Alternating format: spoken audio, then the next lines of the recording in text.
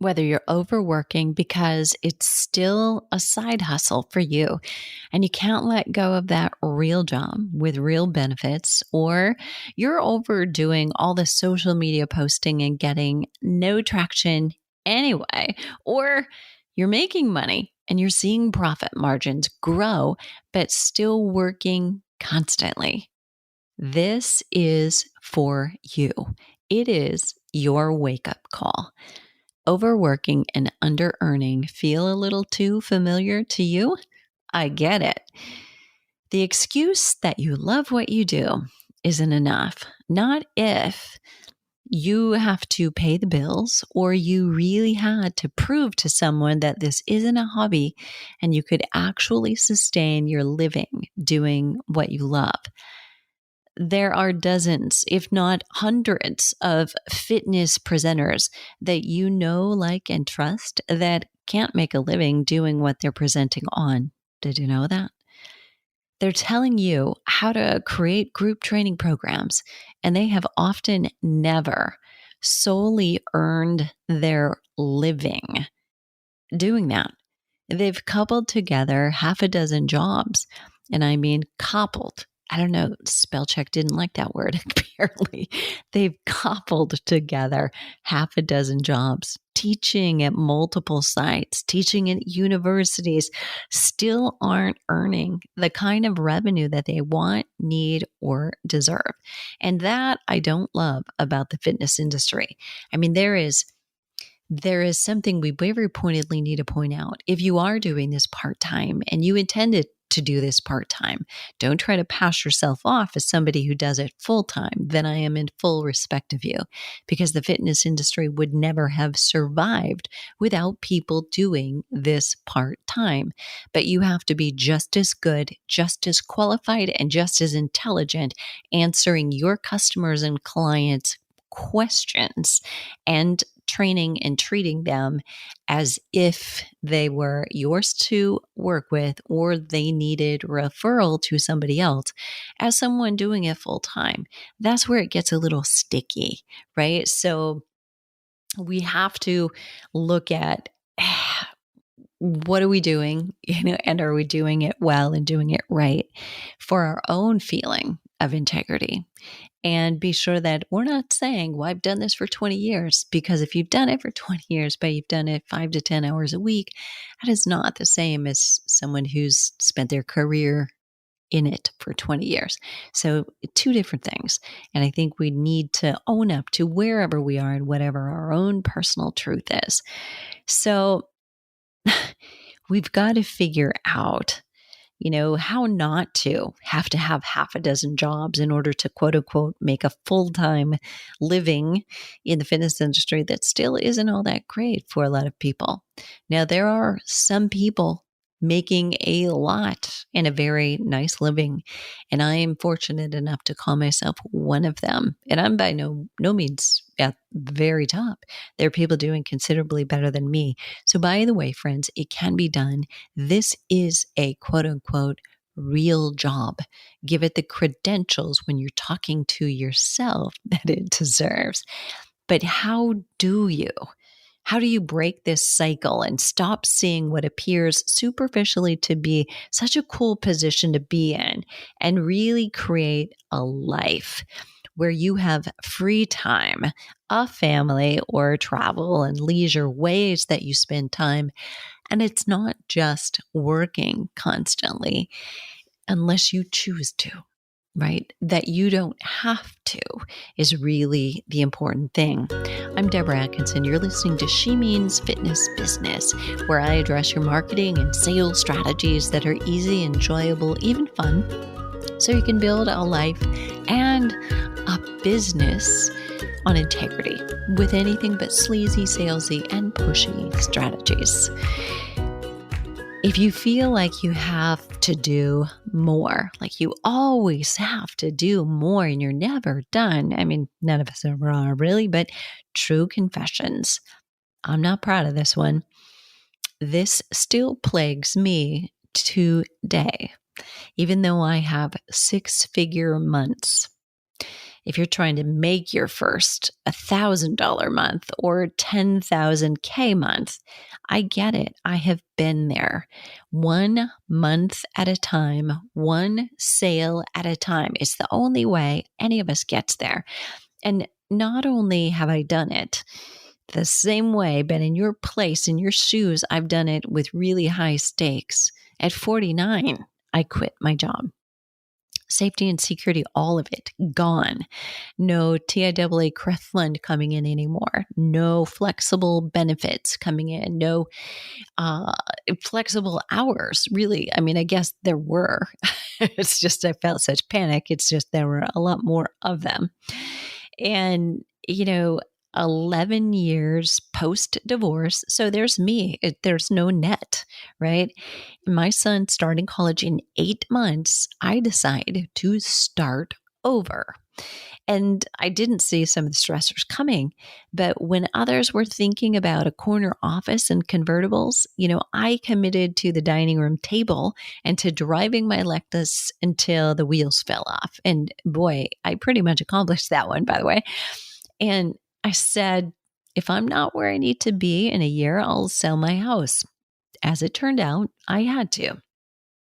So, pros or cons, by the way, those of you who are working so much, it's not a badge. By the way, we don't get to wear that one. Fortunately, I had no debt before I started all of this, before I left. So I was in at least a good place, right?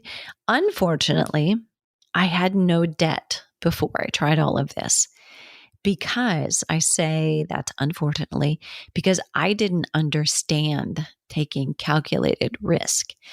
I didn't understand the feeling of creating a responsible debt in order to create something scalable.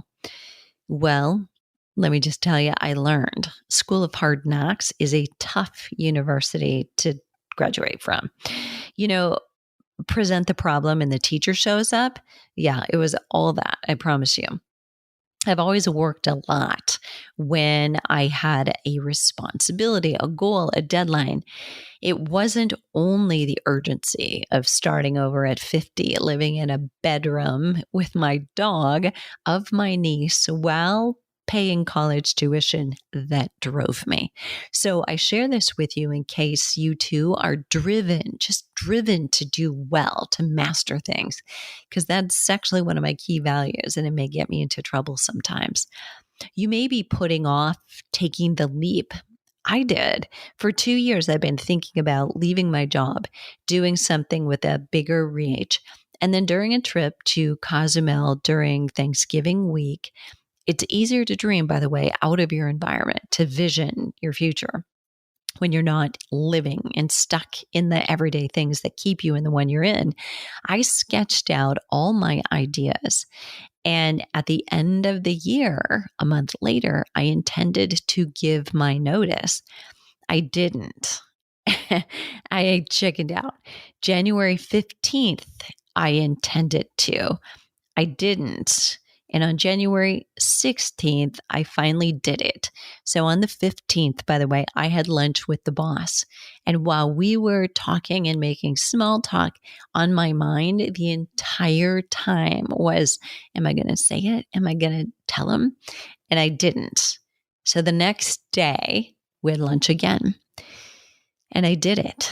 And I formally turned in my resignation letter the next day, which is he asked for. I said, I got to have this to make it official. So leaving that job was hard. I had the flexibility and freedom to work on that job in a way that got the job done. I hit and surpassed my numbers every single month. So he was happy no matter what. And cared more. I cared more than anyone else about the numbers. And I wanted to do better and better. But I was beginning to see that I had done with the team there and the facility and the systems that were in existence, all that I could do. I was reaching an upper limit of what and these set of circumstances I was in could do. And I wanted to take those systems that I'd created and share them. And I felt like someone else deserved to step in at this point and take it to the next level and see what they could do. And our framework, the one I had built there, was the one I've used as framework for building Flipping 50. It's what I've used to coach trainers and health coaches in our masterminds. We have a 12-week accelerator mentorship program that is an offshoot of the Flipping 50 Menopause Fitness Specialist program.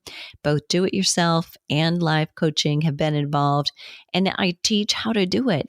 And I still work hard, right? But I do love it. I love the freedom to take off for 10 days, to be in Colorado, to work a little bit in the morning, but really stop work when is the ideal time to go for a hike and finish work, with an hour or two later in the day if I still have something to wrap up, or better yet, because out on trails, I have inspired some kind of juicy creativity that could never have happened staring at a computer screen. I think I got more done in those 10 days driving to Colorado, being there and driving home than I would have in 30 here working, right? I can't go anywhere. I need to stay here. You know the drill. Like you're keeping yourself in jail, right? And yet the real thing you might need is to get away. I was working in the morning, later in the day, but spending the day hiking, strolling Pearl Street. I love the flexibility of blocking out days when I may be shooting videos for a program, or I may be on a trail in Moab, creatively allowing ideas for a business plan to take on a life. And yet that entire 6 weeks when I was still locked into a regular paycheck and benefits, it was hard to face the reality that it would be all up to me. And what I mean is that from Thanksgiving, when I decided, yes, I'm leaving, to when I could finally turn in my resignation, it was still, wow, this is a big leap. Like after this, it's just me. There's at first this euphoric, oh my gosh, the freedom, this is so wonderful. And then it's like, oh my God, there's no check coming in after a few months of, helping other people get trained and then leaving. So I still work hard, and it's become a habit. I'm better, and it takes discipline to stay better. I meditate on this, literally. I use discipline and accountability with friends, not to get the work done, but to take time off work because I still need it. When I began Flipping 50 in 2013, there was a lot of research, a lot of work, a lot of testing, and very little revenue. That gave me anxiety. And I don't mean, I was medicated or needed to be. Maybe I needed to be, but I wasn't. I'd been in a very comfortable mid-6-figure earning range for several years. And with no debt, owned my own house, drove a Lexus, belonged to the country club and the women's sorority, all the things that are supposed to be the status symbol for being successful in mid-America.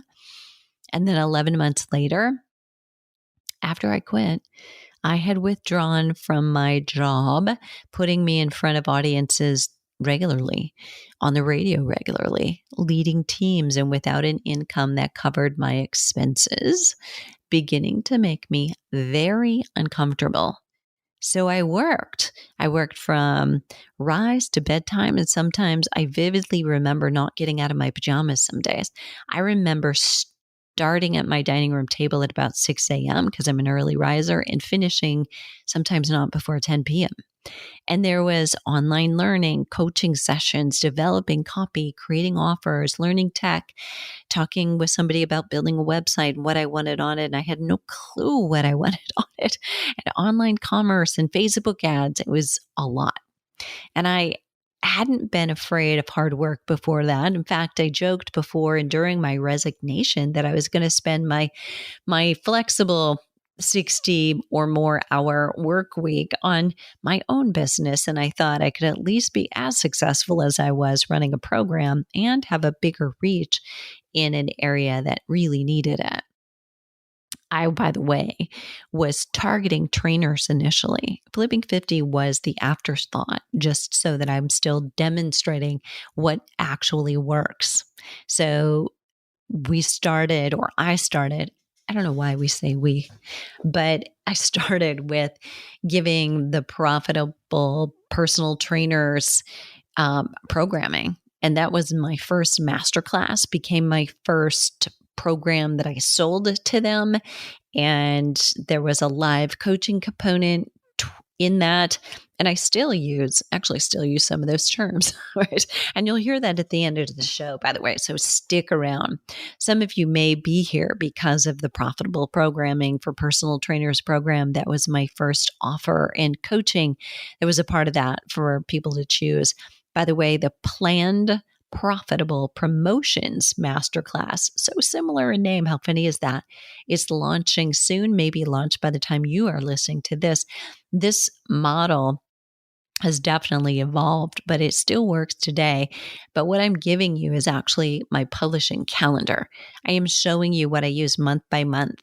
So not only for the full year of full calendar year, but I'm showing you how to plan for the end of the year. So if you're finding this in October, November, December, so you're lining up your holiday promotions, you're preparing your end of the year things to launch big and get better results early in the year in 2023.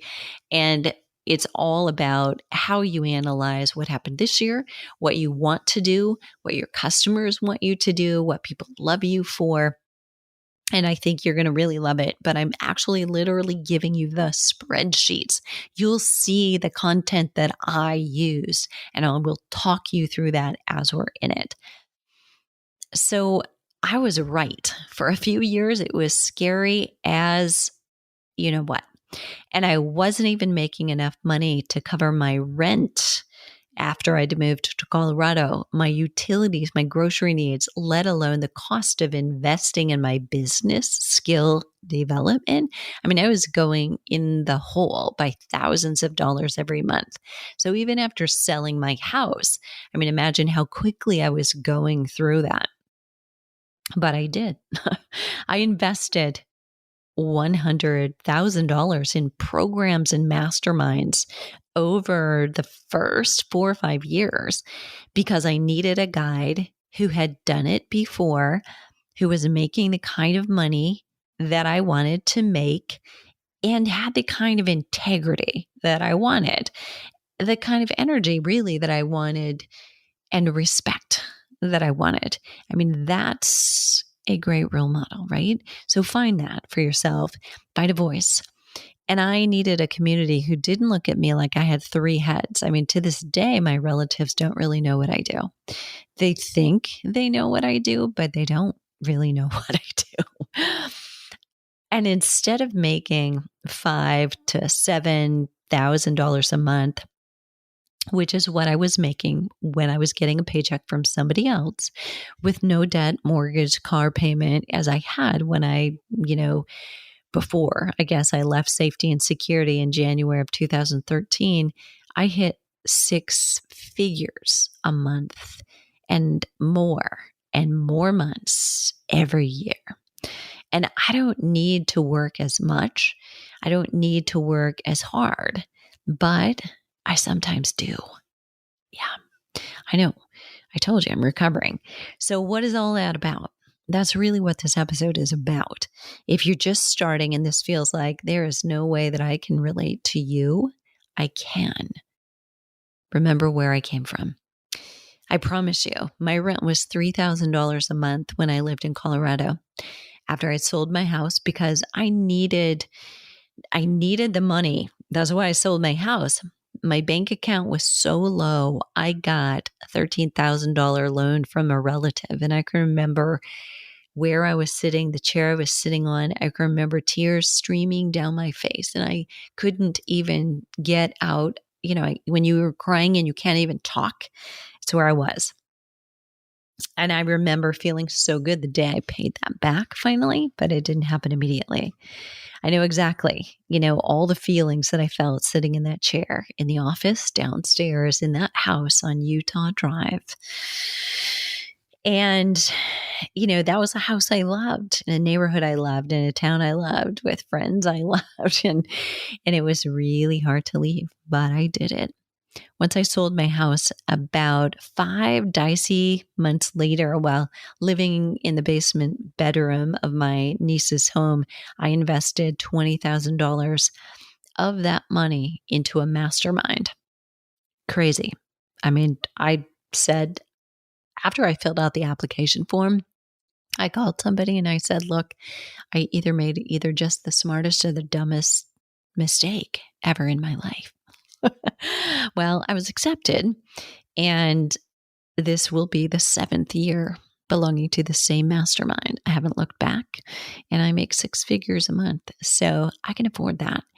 And I have never had a closer knit family than these people who get it. Made me feel both very vulnerable and supported all at the same time. And I knew I had found somebody else who'd been there, who could help me accelerate what I needed to do and eliminate what I didn't need to do and get out of my own way. And you, by the way, can simultaneously be coaching someone to do something you know already and be reaching out to someone to coach you to do something you don't know yet. Most great coaches put themselves in those positions. If you're a good coach, you're coachable. Once you establish habits, even if they aren't serving you or you aren't getting results, habits, though, are hard to break. Cigarettes, for instance, right? Easy one to make an analogy of. They're making it hard for the smoker to walk upstairs, to catch their breath, but it's such an addictive habit, it's hard to break. So if you've always received praise for hard work, it's pretty likely that you're in midlife or you're older, that one's true. Then it's really embedded in your fiber to work hard, and that should give you a Girl Scout badge. There isn't one, by the way. It might be weird for you to hear this, but you have to unlearn the hard work pays off mantra. If you're overworking and you're under earning, you're at least partially to blame. You have to start considering, what if it was easy? Even sayings like, don't make it easy, or don't wish it was easy, make me stronger, or wish I was stronger, those can backfire on you, because think about it, what you're telling the universe, give me something hard to do, right? And if you pray or you hope for patience, what's going to happen?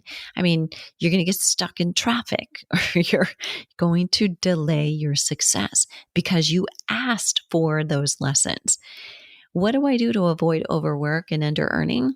Well, let me clarify that overworking at first may give you traction, like it did me. But if, right, you are doing the right things. However, at a point, you will find you hit a place where your return on your investment, your ROI, has hit a threshold. It'll be true that working more rewards you less and less, not only in money, but many of us, we need and we want to make a living and have a lifestyle. Both. We want something more than money. We want quality of life. We want freedom. That's the big one for all of us. We want flexibility, and we want to make a difference. We want legacy. That's in part both egotistic and altruistic, and both parts exist in all of us. So depending on where you are, overworking and under-earning because you just got started and you want to get there faster, like I did, or overworking and under-earning because you're not doing the right things, or you're overworking and you're under-earning because you're making many times over what you did once, and you're continuing to pour into it out of habit and the idea that you must or you should. Here's how I'm working on recovering from this. I start my day very differently than I have before. Different choices produce different results. I tap into my most creative time of day to work. But again, I no longer just get up, go to the bathroom, and then get up, go to the coffee maker, and swoop by my laptop before parking in my favorite spot to work. What I do is get my phone or laptop, lie back down for a few minutes, actually about 20, 25, and I do a meditation first thing in the morning. So I'm setting my intention for who I need to be, how I need to be, how I need to treat myself during this day. Today, just before recording this podcast, actually, I hosted a webinar. So, one of my morning meditations today, the focus was who do I need to be to really host my guest in a way that highlights what he's doing, because I was promoting his program. And we were actually, for the first time ever, promoting a men's fitness over 50 program with a good friend of mine. And it was all about who do I need to be? What kind of energy? What do I need to step into? And how do I give myself that? And what does that feel like if I'm being that person? So that was my meditation today. Then I go ahead and go through the other steps. And I'm breaking the habit of drinking coffee first thing in the morning. And instead, I have matcha. And that's been a change in the last couple of years. And I feel better, and my skin actually feels better for it. The thing I'm using, I will share with you. So if you are a fan of matcha, you want to be aware that you don't just want to buy one off the shelf at your grocery store, folks.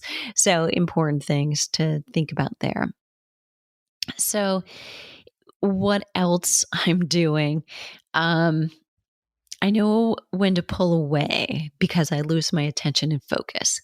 And it's very true. We have sleep cycles at night. We go through about 5, 6 of them, maybe if you're lucky, but they last about 90 minutes long. And there are 4 phases of sleep that we go through. Ideally, we get into all of them because the deep sleep 3 and 4 are where all the goodness happens with testosterone and growth hormone. But what you want to make sure that you're doing is observing the fact that we are in those cycles during the day also. So you may sit down and say, I've got a block of 4 hours. I'm really going to work through this. But what you will probably find is that if you don't take a break, like at your 2-hour mark somewhere or your 90-minute mark, that second half is pretty much wasted, that you don't really have the focus that you did. So you'll do far better if, at about at least like an hour 45, you take a 20-minute break, get out of your environment, do something entirely different, make a phone call, go for a walk, get some exercise, get some nutrition, and then come back and you'll focus far better. So I know now not to try to push through those things and say, oh, no, I'm going to get a couple more things done and then I'll go to the gym. But what happens is instead of like, oh, just 30 more minutes, I'll go to the gym, it ends up being like an hour and a half, because what I could have done immediately after rising in 30 minutes takes me far longer if I put it off and I'm just trying to plug through that last, 3.5 to 4 hour stint. It doesn't work well. I also tell a friend who won't let me off the hook for it, who keeps me on. So I've got a really good friend. And we text or do voice messages with each other, and he's got stuff he's working on. I have stuff I'm working on, and no, it's not a romantic relationship. So he's actually married. I know his wife, know their son, and close family friends. But we all need that kind of friend and confidant that, you can tell anything to, and they know you, they know your history sometimes is very helpful. So get that accountability friend, if you will. I also feed my brain and my soul with the right books and podcasts, like this one may be for you, and exposure to friends and to coaches that are doing the same thing, but maybe in different ways, so I can explore ideas for my customers. And at bedtime, I mentally practice again. I don't formally do meditation again, and I'll reserve the right to. I have done it a handful of times, but not enough to qualify as saying I'm a 2-a-day meditator. That evening one is harder for me to do. I think the morning meditation is fully ingrained in me right now. I'm going into the 6th week right now, and I'm so very proud. But more than that, I'm hooked. It's changed my life. Okay. Every day, not sometimes, every day I do those things. That is a part of the thread that keeps me both the same, but also changing, right? So I'm working consciously on always changing things up and pushing. That's the constant. It's the only constant. So I can't just sit in the same spot, drink the same coffee. I can't just do things in the same order every day. I have to switch it up. I have to make myself think. Can't use the sink on the left every time. I'm using the sink on the right sometimes. Take a bath instead of taking a shower. Really, I'm going to the bathroom in my own house. I have 2 guest bathrooms. This is weird, I know. But in the middle of the day, I will change the bathroom that I go to because I can. Nobody else is here anyways. But it's just trying to do things very differently and never always the same. So, I know it's good to get in habits and we encourage that, but you've also got to make sure you're not creating an addiction to a certain kind of a habit that actually isn't serving you. All right. So every month I do these kinds of things. That was the everyday. So every month I break out of my routine for 3 days, like a long weekend, right? So it might also be a staycation, like it's a maybe Friday off or Monday off. Some months that's a mastermind event that I go away to, or others it's a mastermind event or retreat that I'm hosting. And sometimes it's just a staycay. And then I take a trip every quarter for about a week. So it's been to Colorado these last 2 trips where I do what I want to do when I want to do it. There's no agenda. And really, I scheduled a couple of things, but I scheduled a couple of things like massage or a physical treatment. I can't really call it massage because it wasn't touchy feely, feel good. It was hurt like hell while I was doing it. Then it got better. So if you've not had like a myofascial treatment, yeah, it's that kind of thing. There may be family that I see. There may be friends. If, for instance, there's a retreat that I'm hosting or I'm attending or I'm flying in for a private half day with a client, I add time before or after those things for my own recharge. The work time is not my break, and it's important that you realize that. Too many fitness professionals are overworking and under-earning. Too many health coaches are doing the same. Whether you're overworking because it's still a side hustle for you and you can't let go of that real job with real benefits, or you're overdoing all the social media posting, getting no traction anyway, or you're making money, you're seeing the profit margins grow, but you're still working constantly, this was for you. It was your wake-up call. So do you really want to build a business that way?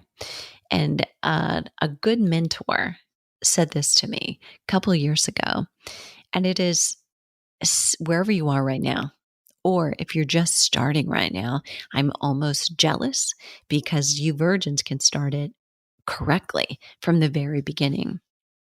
But wherever you are right now, you got to realize, if you start flying the plane this way, you're going to keep things there. In 3 years or 5 years, you're still going to be there. You've got to start at the beginning, running the business the way you intend it. So you need those times when you are working, when you're accelerating and you know what to do. And if you don't, you're getting the help so you know what to do, and that you take the time off that you deserve. But don't get confused and get it all gray. Like you're sometimes working, kind of working, then you're not working. And then there's no plan or no rhyme or no reason to it. So decide, is it a hobby? Is it just something you're doing on the side? Or is this your vocation? Do you have specific goals and do you have deadlines and times for doing it? So I want you to watch for my upcoming masterclass, maybe live by the time you're listening to this. Hopefully it's not over. So you can plan and increase your profit, make it predictable in terms of time demands and revenue. And that's going to be at fitnessmarketingmastery.com/planned easy. Planned, meaning as if it already happened. Easy, no space between. And there's another She Means Fitness business episode that I think you'll love. It's an episode that relates to this one, and it will help you realize 5 key areas to growth. And it comes with a business scorecard that you can use. Like every month, if you're just starting out, would be really wise, or every quarter and annually for yourself. So you can do it now, you can tuck it away, come back and do it again. But what it'll give you is basically an assessment where you can see where your weak links are and know what you need to work on. So you can turn it over and you can say, okay, here would be the steps. Or if you don't know what the steps are, reach out. We can do a quick consultation. Maybe accountability coaching would help you. So you're going to find all the links that I've mentioned in the show notes. And by the way, that matcha, my favorite matcha, I'll share that with you too. So whatever you do, make sure you realize that the fitness industry is no longer that place where you don't have a real job. Not if you want one. So you're going to go to show notes at fitnessmarketingmastery.com/overworking and underearning. What are you waiting for? The world needs you right now more than ever.